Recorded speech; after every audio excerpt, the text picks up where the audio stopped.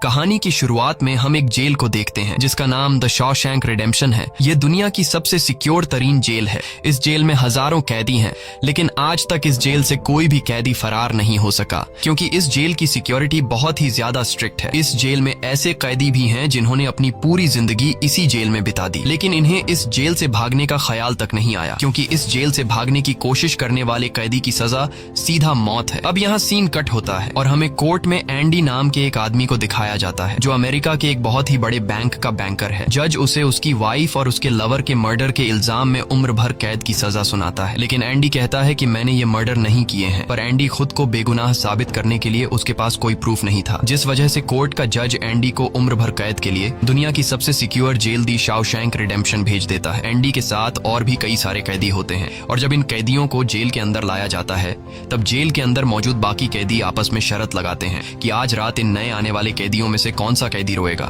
और इसके लिए ये लोग एक डिब्बी सिगरेट की शर्त लगाते हैं। ये लोग बाहर लाइन से खड़े नए आने वाले कैदियों में से एक एक कैदी को चुन लेते हैं। तब रेड नाम का एक कैदी एंडी पर दांव लगाता है क्योंकि उसे लगता है कि एंडी बहुत ही मासूम है और वो बहुत ही अमीर घर का है जिसने कभी तकलीफ नहीं झेली, इसलिए उसे लगता है कि वो आज रात सबसे पहले रोएगा। इसके बाद सभी कैदियों को लाइन से जेल के अंदर लाया जाता है और हर एक कैदी को उसके सेल में बंद कर दिया जाता है। कुछ देर बाद रात हो जाती है और तब पुराने कैदी नए आने वाले कैदियों पर चिल्लाने लगते हैं ताकि उनमें से कोई डर जाए और रोने लगे, और ऐसा ही होता है। इन नए आने वाले कैदियों में से एक कैदी फूट फूट कर रोने लगता है और कहता है कि मुझे घर जाना है। तब वहाँ गार्ड आते हैं और उसे रोने से मना करते हैं, लेकिन जब वो आदमी रोना बंद नहीं करता तब गार्ड उसे सेल से बाहर निकालकर इतना पीटते हैं कि वह बेहोश हो जाता है। दूसरी तरफ रेड एंडी पर लगाया हुआ दांव हार जाता है और रेड समझ जाता है कि एंडी बहुत ही स्ट्रांग है क्योंकि इतना डराने के बावजूद उसने एक आवाज तक नहीं की। इसलिए अगले दिन रेड अपने साथी को सिगरेट का एक डिब्बा दे देता है क्योंकि रेड एंडी पर लगाया हुआ दांव हार चुका था। तभी हम एंडी को देखते हैं जो अकेला चुपचाप ब्रेकफास्ट कर रहा होता है। तब एंडी की मुलाकात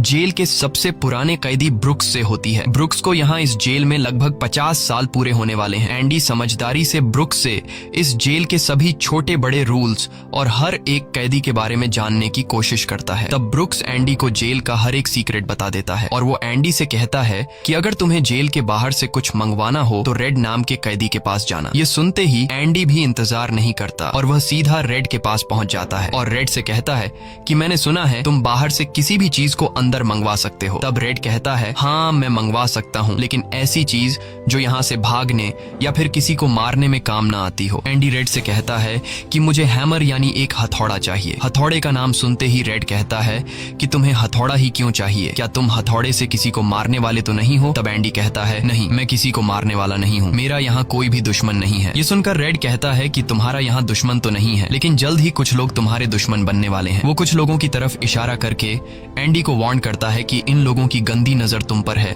इसलिए इनसे बच कर रहना। अगले दिन एंडी के कहने पर रेड उसके लिए हैमर मंगवा देता है और जब वो हथौड़ा देखता है तो रेड हंसने लगता है क्योंकि हथौड़ा साइज में बहुत ही छोटा होता है और रेड मन ही मन सोचता है कि इस हथौड़े से जेल में सुरंग बनाने में 600 साल लग जाएंगे। इसके बाद रेड ब्रुक्स के जरिए एंडी के सेल तक हथौड़ा पहुंचा देता है। ऐसे ही दिन बीतते हैं और एक दिन जब एंडी लॉन्ड्री में काम कर रहा होता है तब वो 3 लोग जिनकी एंडी पर गंदी नजर होती है वो एंडी को पकड़ लेते हैं। एंडी उनसे अपने आप को छुड़ाने की कोशिश करता है पर 3 लोगों को वह अकेले कंट्रोल नहीं कर पा रहा था, इसलिए ये तीनों पहले एंडी को खूब पीटते हैं और फिर एंडी के साथ गलत करते हैं। यह सिलसिला इसी तरह चलता रहता है। ये लोग हमेशा एंडी को पकड़ते और फिर उसे मारकर उसके साथ गलत करते रहते। इस तरह से 2 साल बीत जाते हैं और एक अनाउंस होता है कि छत की मरम्मत के लिए कुछ लोगों की जरूरत है। यहाँ कैदियों की एक टीम छत के काम के लिए तैयार हो जाती है जिसमें रेड और एंडी भी शामिल होते हैं। ये लोग सब अपने काम पर लग जाते हैं और छत पर उनकी देखभाल की जिम्मेदारी एक बहुत ही सख्त सिक्योरिटी गार्ड की होती है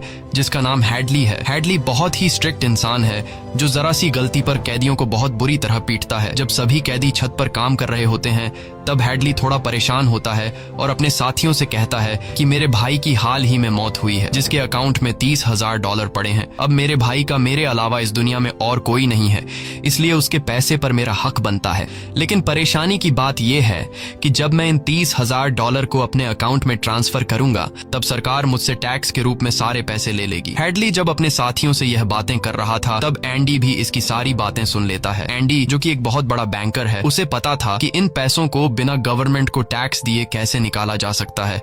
इसके बाद एंडी बिना सोचे हैडली के पास जाता है और उससे कहता है कि क्या तुम अपनी बीवी पर भरोसा करते हो। ये बात सुनते ही हैडली को गुस्सा आ जाता है और वह एंडी को पकड़कर छत के किनारे ले जाता है, लेकिन उसे नीचे फेंकने से पहले एंडी उसे बताता है, अगर तुम अपनी बीवी पर भरोसा करते हो कि वह तुम्हें धोखा नहीं देगी तो तुम आसानी से अपने भाई के पैसे अपनी वाइफ के अकाउंट में ट्रांसफर कर सकते हो, वह भी बिना टैक्स दिए, क्योंकि गवर्नमेंट का एक रूल है कि कोई भी इंसान अपनी पत्नी को पूरे जीवन में $60,000 तक गिफ्ट कर सकता है और इन पैसों पर कोई टैक्स नहीं लगता। और एंडी यह भी कहता है कि अगर तुम बाहर से किसी लॉयर को रखोगे तो वह तुमसे बहुत ज्यादा पैसे चार्ज करेगा, लेकिन मैं ये काम तुम्हारे लिए फ्री में कर सकता हूँ। तब हैडली पूछता है, बदले में तुम्हें क्या चाहिए? इस पर एंडी मुस्कुराते हुए कहता है, मुझे कुछ नहीं चाहिए, जब तुम्हारा काम हो जाए तुम बस मेरे सारे दोस्तों को बियर पिला देना। और अगले दिन सभी कैदी छत पर बैठकर बियर का मजा ले रहे होते हैं, यानी एंडी ने हैडली का काम कर दिया था। लेकिन एंडी बियर नहीं पीता, वह एक कोने में बैठकर सभी को बियर पीते देखकर खुश होता है। एंडी के साथी भी उससे बहुत खुश होते हैं, क्योंकि जेल में बियर पीना ऑलमोस्ट इम्पॉसिबल था, लेकिन एंडी की वजह से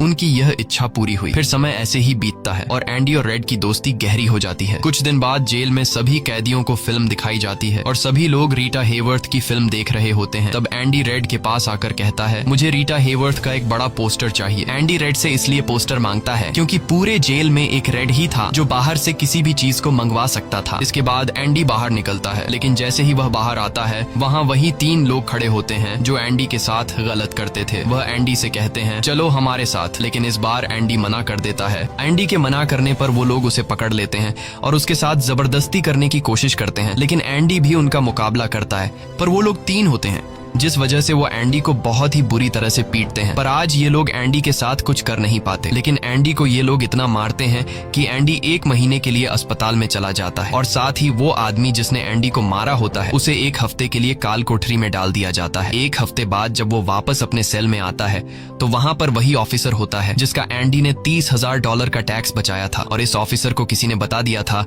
कि एंडी को इस आदमी ने इतना मारा है कि वो बेचारा 1 महीने के लिए अस्पताल में चला गया है। अब यहाँ वो ऑफिसर उस आदमी को इतनी बुरी तरह से मारता है कि वो हमेशा के लिए पैरालाइज हो जाता है। 1 महीने बाद जब अस्पताल से एंडी वापस अपने सेल में आता है तब उसे अपने सेल में रीटा हेवर्थ का एक बड़ा पोस्टर मिलता है, जो कि असल में एक वेलकम गिफ्ट होता है रेड की तरफ से। इस तरह से दिन गुजरते हैं और एक दिन जेल का वार्डन सिक्योरिटी गार्ड के साथ एंडी के सेल में आता है और उसके सेल की तलाशी करवाता है। सेल की चेकिंग लेने के बाद जब वार्डन को कुछ नहीं मिलता तब वार्डन की नजर सामने लगे पोस्टर पर पड़ती है। वार्डन कहता है कि वैसे तो मैं सेल में पोस्टर अलाउ नहीं करता, पर तुम इसे अपने सेल में लगा सकते हो। दरअसल तलाशी तो एक बहाना होता है। वार्डन को इस ऑफिसर ने बताया था कि किस तरह से एंडी ने उसका $30,000 का टैक्स बचाया, इसीलिए वार्डन अपने फायदे के लिए एंडी से मिलना चाहता था। एंडी के हाथ में बाइबल होती है जिसे वह ले लेता है और बाइबल को लेकर वह यहाँ से निकल जाता है, पर कुछ ही दूर जाने के बाद वह वापस लौट कर आता है और उसके हाथ में जो एंडी की बाइबल होती है वह उसे लौटाते हुए कहता है कि मुक्ति इसी में है। अगले दिन वार्डन एंडी को अपने ऑफिस में बुलाता है और कहता है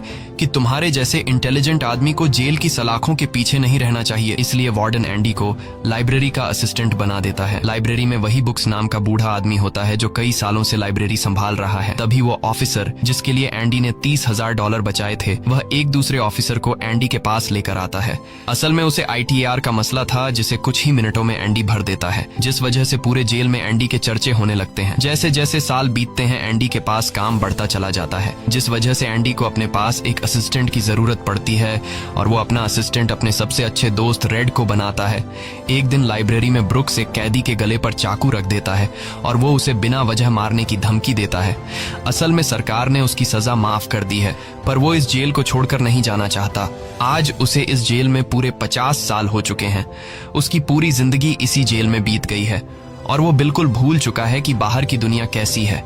ये जेल की दुनिया ही उसकी असली दुनिया है और उसे लगता है कि अगर उसने किसी का खून कर दिया तो उसकी सजा बढ़ जाएगी और उसे इसी जेल में रखा जाएगा। एंडी के समझाने पर ब्रुक्स उस आदमी को जिसकी गर्दन पर उसने चाकू रखा था छोड़ देता है। अब न चाहते हुए भी ब्रुक्स जब जेल से छूटने के बाद बाहर आता है तो उसे बाहर की दुनिया बहुत अजीब लगती है। 50 सालों में बाहर की दुनिया की रफ्तार काफी ज्यादा बढ़ गई होती है। जहाँ सड़क पर पहले एक गाड़ी दिखती थी, अब सड़कों पर गाड़ियों की भीड़ है। कुछ दिन बाद वो एक सुपरमार्केट में काम करने लगता है, लेकिन उसका बाहर की दुनिया में बिल्कुल भी मन नहीं लगता। उसे बार बार जेल की याद आती है और वो जेल में वापस आना चाहता है। इसीलिए वो कभी कभी सोचता है कि वो कोई क्राइम करे ताकि वह फिर से इस जेल में जा सके। लेकिन ब्रुक्स इस उम्र में कोई भी क्राइम नहीं करना चाहता था और इस भीड़ भाड़ वाली तेज रफ्तार वाली जिंदगी में ब्रुक्स सरवाइव नहीं कर पाता और अपनी जान दे देता है। मरने से पहले वो जेल में अपने साथियों के नाम एक खत लिखता है, जिसे पढ़ते हुए सभी बहुत ज्यादा इमोशनल हो जाते हैं। वहीं हमें जेल दिखाई जाती है, जहां पर वार्डन एक नया प्रोग्राम शुरू करता है। इस प्रोग्राम में जेल की कैदियों को बाहर ले जाकर काम करवाया जाएगा ताकि उन्हें पता चल सके कि मेहनत से पैसे कैसे कमाए जाते हैं। और कैदी भी इस काम के लिए मान जाते हैं, क्योंकि वह सब भी बाहर की हवा खाना चाहते थे। और इस तरह से वार्डन इन कैदियों से काम लेता है। पर इस प्रोजेक्ट के जरिए वार्डन को बहुत सारे कॉन्ट्रैक्ट मिल जाते हैं,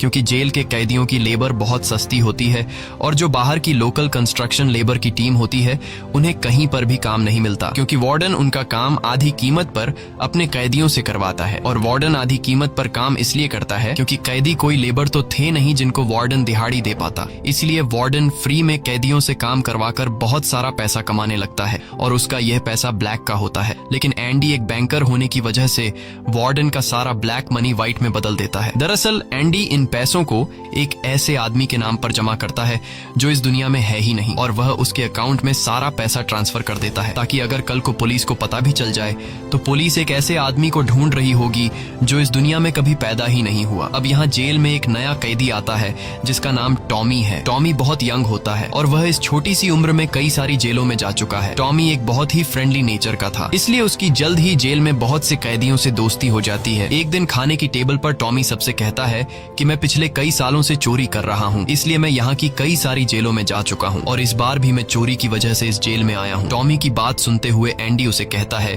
कि अगर तुम चोरी करने के बाद बार बार पकड़े जा रहे हो तो इसका मतलब ये है कि यह काम तुम पर सूट नहीं करता, इसलिए तुम्हें चोरी करना छोड़ देना चाहिए। टॉमी को एंडी की यह बात बिल्कुल ठीक लगती है, इसलिए टॉमी रेड से एंडी के बारे में जानकारी लेने लगता है। टॉमी रेड से कहता है कि एंडी बहुत ही इंटेलिजेंट और डिसेंट इंसान है, उसे जेल क्यों हुई है। रेड उसे बताता है कि एंडी एक बहुत बड़ा बैंकर था, लेकिन उसने अपनी वाइफ और उसके लवर का कत्ल किया, जिस वजह से उसे उम्र भर कैद हुई। यह सुनकर टॉमी सोच में पड़ जाता है, जैसे उसे कुछ याद आया हो। उसके बाद वह एंडी को बुला लेता है। अब टॉमी के सामने एंडी और रेड होते हैं। टॉमी इन दोनों को बताता है कि 4 साल पहले मैं एक जेल में गया था, जहाँ पर मुझे एक कैदी मिला और उस कैदी ने मुझे बताया कि एक रात वह एक घर में चोरी करने गया। चोरी के दौरान उस घर का मालिक जाग गया। अब पकड़े जाने के डर से उसने उस घर के मालिक और उसकी पत्नी को मार डाला। बाद में उसे पता चला कि वो दोनों पति पत्नी नहीं थे बल्कि लवर थे और वो औरत एक बहुत बड़े बैंकर की पत्नी थी। कुछ समय बाद जब मैंने अखबार में न्यूज पढ़ी तो मुझे पता चला कि पुलिस ने जब इन 2 मर्डर्स के बारे में जांच की तो पुलिस को शक हुआ कि इन दोनों को बैंकर ने मारा है। इसलिए बैंकर को उसकी पत्नी और उसकी पत्नी के लवर के हत्या के इल्जाम में गिरफ्तार कर लिया गया। यहाँ हमें पता चलता है कि एंडी बेगुनाह था। ये सब जानने के बाद एंडी वार्डन के पास जाता है और उससे ये सारी बातें बताता है, पर वार्डन जानबूझकर उसकी बातों पर विश्वास नहीं करता, क्योंकि एंडी वह इंसान है जो उसके काले पैसों को व्हाइट में बदलता है और वार्डन के सारे राज जानता है। इसलिए अगर एंडी यहाँ से चला गया तो वार्डन न तो और पैसे कमा पाएगा और शायद उसके ब्लैक पैसों का राज भी खुल जाएगा। इसलिए वह एंडी से कहता है कि यह एक झूठी कहानी है, मुझे ऐसी कहानियां रोज सुनने को मिलती हैं। एंडी वार्डन से वादा करता है कि अगर मैं आजाद भी हो गया तो मैं तुम्हारा राज ही रखूंगा, लेकिन वार्डन एंडी की कोई भी बात नहीं सुनता। यह देखकर एंडी को बहुत गुस्सा आता है कि मैंने इस आदमी की इतनी मदद की, लेकिन आज बेगुनाह होने के बावजूद भी मुझे ये बाहर नहीं जाने दे रहा। इसलिए एंडी वार्डन पर चिल्ला पड़ता है। तब वार्डन एंडी को 1 महीने के लिए काल कोठरी में डाल देता है और उसके बाद वह सीधे टॉमी के पास जाता है और वार्डन टॉमी से पूछता है कि क्या तुमने जो बातें एंडी को बताई हैं वह सारी सच हैं। टॉमी कहता है हाँ ये बिल्कुल सच है। इसके बाद वह टॉमी से कहता है कि क्या अगर तुम्हें कोर्ट में बुलाया जाए तो तुम कोर्ट में इस बात की गवाही दे सकते हो। तब टॉमी कहता है हाँ मैं इसके लिए तैयार हूँ। यह सुनते ही वार्डन ऊपर गार्ड को इशारा करता है और वह गार्ड टॉमी को गोलियों से छलनी कर देता है। इसके बाद वार्डन एंडी के पास जाता है और उसे कहता है कि टॉमी ने भागने की कोशिश की थी इसलिए उसे गोली मार दी गई। लेकिन एंडी समझ जाता है कि टॉमी को क्यों मारा गया और एंडी मन ही मन सोचता है कि वार्डन बहुत ही घटिया इंसान है। एंडी वार्डन से कहता है कि आज के बाद मैं तुम्हारा काम कभी नहीं करूंगा। तब वार्डन कहता है कि मेरा काम तो तुम्हें ही करना पड़ेगा, वरना मैं यह जेल तुम्हारे लिए नरक बना दूंगा। और जाते हुए वार्डन सिक्योरिटी गार्ड से कहता है कि उसे एक और महीने के लिए काल कोठरी में रखो। काल कोठरी एक बहुत ही खौफनाक जगह थी, जहाँ काले अंधेरों में कैदी को पूरे 1 महीने रहना पड़ता था। अब एंडी इस काल कोठरी में 1 महीना तो बिता चुका था, लेकिन अब उसे एक और महीना उसी अंधेरे वाले छोटे से कमरे में बिताना पड़ेगा। बाहर पूरे जेल में यह खबर फैल जाती है कि एंडी उस गुनाह की सजा काट रहा है जो उसने कभी किया ही नहीं था। जेल के अंदर मौजूद सभी कैदियों को एंडी के लिए बहुत दुख होता है। अब काल कोठरी में पूरे 2 महीने गुजारने के बाद जब एंडी बाहर आता है तो रेड उसके पास आता है। एंडी रेड से पूछता है कि क्या तुम कभी इस जेल से बाहर निकल पाओगे? रेड कहता है हाँ, लेकिन तब जब मैं बहुत बूढ़ा हो गया होऊंगा और मेरा दिमाग काम करना बंद कर देगा। एंडी कहता है कि मैं यहाँ से निकलकर मेक्सिको जाऊंगा। मेक्सिको में समुद्र किनारे एक बहुत खूबसूरत जगह है। कहा जाता है कि इंसान अपने आप को वहाँ खो देता है। मैं वहाँ अपना एक रेस्टोरेंट खोलूंगा, समुद्र किनारे अपनी नाव की रिपेयर करूंगा और वहाँ मुझे एक जोगाड़ी आदमी की जरूरत पड़ेगी जो मेरे लिए बाहर से सामान लाया करेगा। असल में वह रेड की तरफ इशारा कर रहा था। रेड ये सुनकर कहता है कि उम्मीद बहुत खतरनाक चीज होती है, ये इंसान को पागल तक कर देती है। तुम्हें सच्चाई की दुनिया में वापस लौटना होगा। मेक्सिको यहाँ से बहुत दूर है। ये कहकर रेड वहाँ से जाने लगता है, लेकिन जाने से पहले एंडी रेड से कहता है कि वादा करो कि अगर तुम कभी यहाँ से रिहा हुए तो मेरा एक काम करोगे। रेड कहता है हाँ, मैं जरूर करूंगा। तब एंडी रेड को एक एड्रेस बताता है और कहता है कि जब भी तुम यहाँ से छूट जाओ तो उस जगह जाना जहाँ एक बड़े मैदान के बीच एक खूबसूरत पेड़ है। उसी पेड़ के नीचे मैंने अपनी वाइफ को प्रपोज किया था। वह रेड से कहता है कि उसी पेड़ के नीचे एक दीवार के अंदर तुम्हें काले रंग का पत्थर मिलेगा जिसके नीचे मैंने एक बॉक्स छिपाया है, और जब भी तुम रिहा हो जाओगे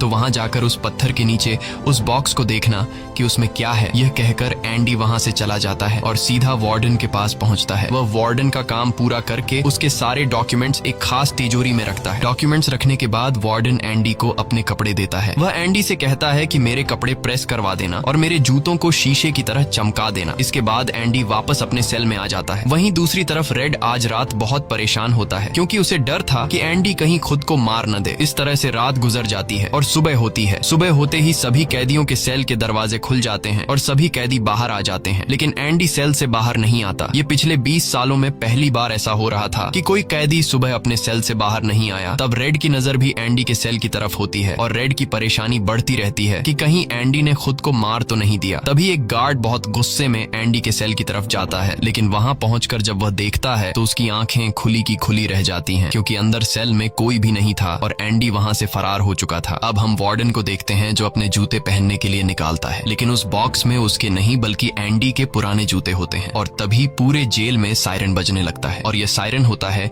किसी कैदी के भागने का। वार्डन तेजी से एंडी के सेल में जाता है और वहां वह देखता है कि एंडी नहीं है। इसके बाद वह सिक्योरिटी गार्ड से कहता है कि जाओ और रेड को बुलाकर लाओ, क्योंकि वह हमेशा एंडी के साथ रहता था। यहाँ पर रेड को भी बुलाया जाता है। वार्डन रेड से पूछता है कि यह एंडी कहाँ है। रेड कहता है कि मुझे क्या पता। इस बात पर वार्डन को बहुत गुस्सा आता है। वह कहता है क्या वह कोई भूत था जो रातों रात यहाँ से गायब हो गया। गुस्से में वार्डन वहाँ पड़े पत्थर उठाता है और उनसे गार्ड्स और रेड को मारने लगता है, और एक पत्थर वह उस पोस्टर पर भी मारता है जो दीवार पर लगा होता है, पर पत्थर टकराकर नीचे नहीं गिरता बल्कि पोस्टर के आर पार हो जाता है। और जब वार्डन उसके अंदर हाथ डालता है तो देखता है कि एंडी ने वहाँ एक बहुत बड़ी सुरंग बना रखी थी, जिसे देखकर सब हैरान हो जाते हैं क्योंकि यह दीवार बहुत मजबूत होती है। बिना मशीन के इस दीवार में सुरंग बनाना लगभग नामुमकिन था, पर एंडी ने नामुमकिन को मुमकिन कर दिखाया और यहाँ से फरार हो गया। इसके बाद सभी गार्ड्स वहाँ जाते हैं जहाँ से एंडी बाहर निकला था। वहाँ उन्हें एंडी के पुराने कपड़े और वह हथौड़ी मिलती है जो आज से 20 साल पहले